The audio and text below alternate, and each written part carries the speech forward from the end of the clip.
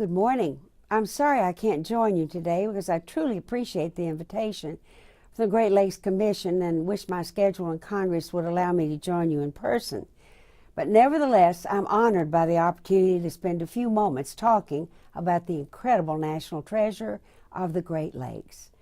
As many of you know, I've been a longtime representative of Great Lakes communities across western New York. And over the years, I've represented 100 miles of Lake Ontario coastline, stretching from Niagara Falls to the Port of Rochester. No matter where I've traveled, every constituent I speak with shares my passion for protecting the Great Lakes for future generations, a passion that I know all of you share as well. For so many people, the Great Lakes define the place they call home. And for millions of Americans along the shores of Lake Huron, Ontario, Michigan, Erie, and Superior, weekends are spent boating, fishing, and relaxing with family and friends.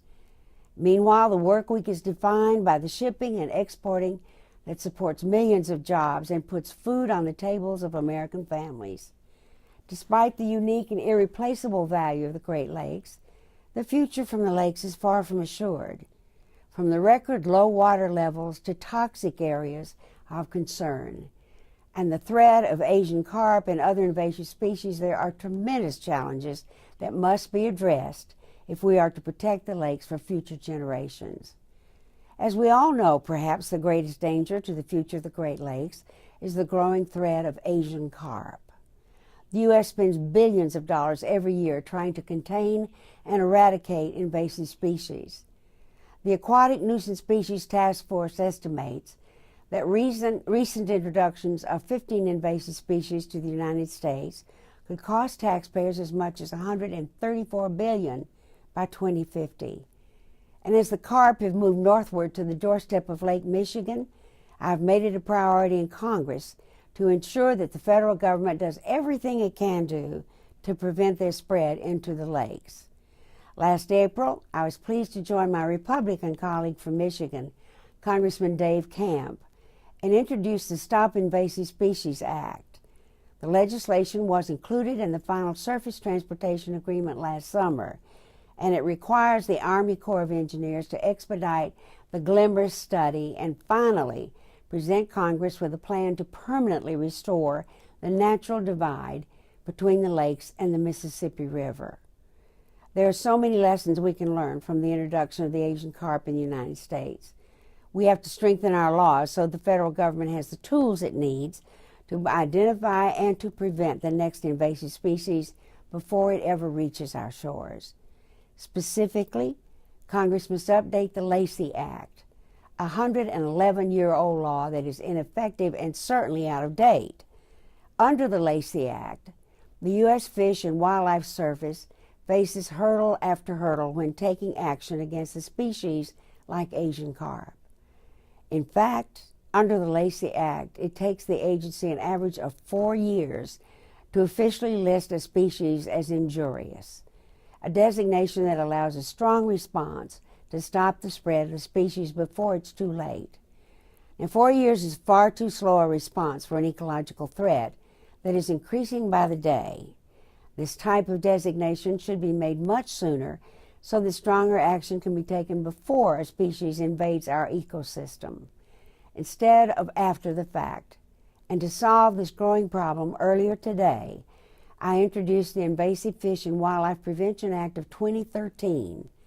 This legislation would strengthen the U.S. Fish and Wildlife Service's ability to designate animals as injurious and to take strong protective action against the next harmful invasive species. Specifically, the bill directs the Fish and Wildlife Service to establish a new pre-import risk screening system to identify the greatest invasive threats around the globe. And doing so would allow our federal regulators to stop those species from coming into our country. It also provides the Fish and Wildlife Service with the emergency authority to temporarily prevent the importation of potentially harmful species until further studies can be conducted and a final determination can be made as to their potential threat. This would all be done with public input in a transparent and scientific manner. And together, these changes would speed up our ability to respond to the threat of invasive species and identify and stop threats before they damage Americans' waterways any further. In order to see such priorities turned into law, it is vital that every member of Congress know just how important the Great Lakes are to our economy, to our country, and to our planet.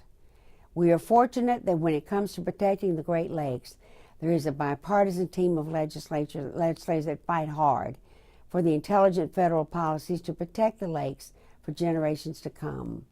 And I am so proud to be co-chair of this bipartisan group called the Congressional Great Lakes Task Force, and to work with colleagues from across the political spectrum to implement the policies today. In these tough economic times, it's clear that updating laws like the Lacey Act not only improves the health of the lakes, but saves the American taxpayer money. With updated laws and stronger tools to fight invasive species like Asian carp, we can act more quickly and efficiently to fight the species and avoid billions of dollars in additional costs that we will incur if they are allowed to invade the ecosystems like the Great Lakes. It is my hope that my colleagues on the task force and I can convince our fellow members of Congress that the growing threats to the lakes and the cost of inaction require us to take action today. But in order to succeed, we will need the continued support of people like you. We need you to continue to call and write every member of Congress and build support among friends and family and neighbors for the strong federal laws that will protect our Great Lakes. You've done so much already, and I'm confident that together, with your continued activism and support, we will succeed in updating our laws and protecting the Great Lakes for generations to come. From the western shores of Lake Superior to the beaches of western New York, the future of our American economy and the way of life for American people is indelibly tied to the health of our Great Lakes. So thank you for being here today, for continuing to fight for the future of the lakes and the well-being of the communities that dot the shores and the millions of Americans who rely upon the Great Lakes every single day. Thank you.